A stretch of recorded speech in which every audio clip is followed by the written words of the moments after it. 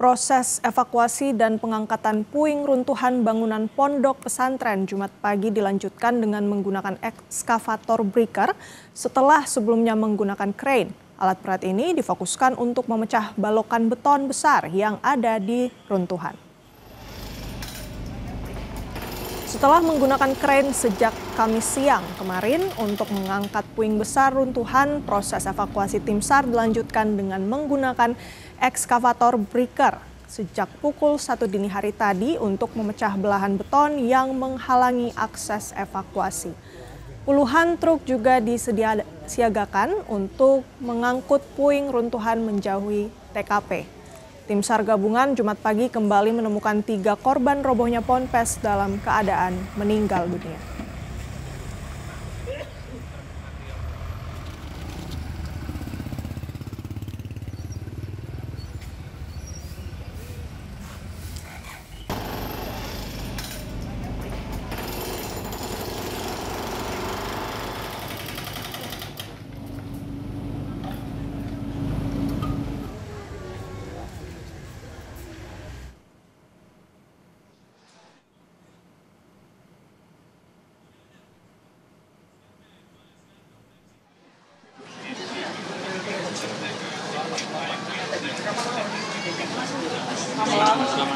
Sudah ya? Oke ya. Oke baik. Selamat sore rekan-rekan semuanya. Bahwa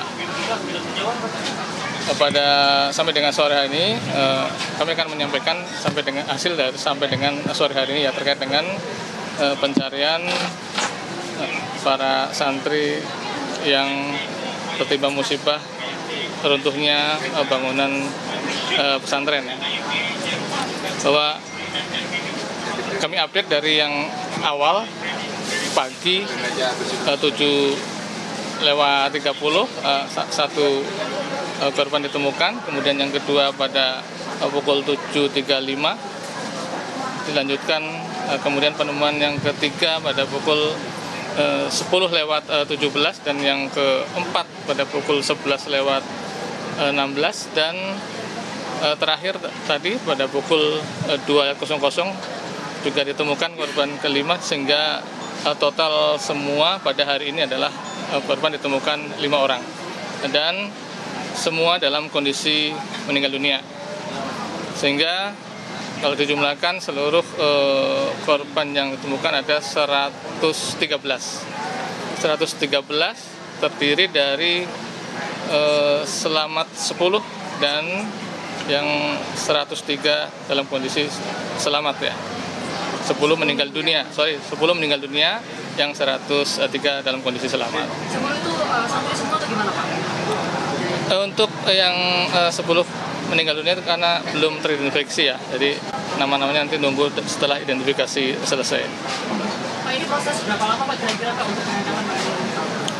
Ya, untuk pengangkatan material ini kalau dilihat dari kemarin kita melaksanakan pembongkaran ya, sampai dengan ini berarti sudah 2 hari, ini baru 50% ya, baru 50%. Kalau memang kami lihat dari perhitungan secara matematis, tentunya mungkin sampai hari sore besok atau hari minggunya. Itu sampai sudah bersih semua Pak? Ya kemungkinan akan seperti itu. Tapi tentunya dalam proses pembongkaran itu kami juga sambil ya, kalau memang ada posisi yang kemudian posisi aman atau safe untuk melakukan searching atau pencarian di sisi yang lain akan kami lakukan juga. Jadi kemudian seandainya ada terlihat korban meskipun itu kondisinya masih terjepit, nanti akan kami laksanakan proses evakuasi juga. Tapi standarisasinya Pak dalam pembongkaran ini memang harus pelan-pelan kayak gini Pak? Gimana? Maksudnya standarisasinya itu memang harus pelan-pelan kayak gini ya? Sudah ada SOP-nya khusus kayak gini Pak ya? Ya, secara teknis ada bagian tersendiri ya.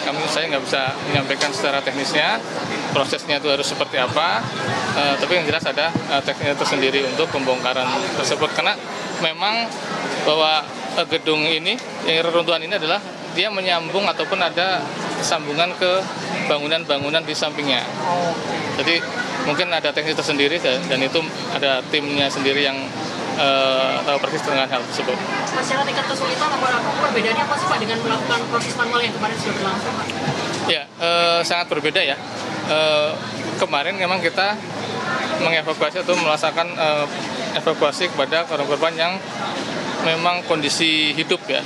Kondisi hidup, pertama di samping memang lokasinya itu ada di bawah reruntuhan yang paling bawah atau di gedung lantai bawah, di mana space pencarian itu cuma beberapa sentimeter sehingga kami harus merangkak dalam pencarian.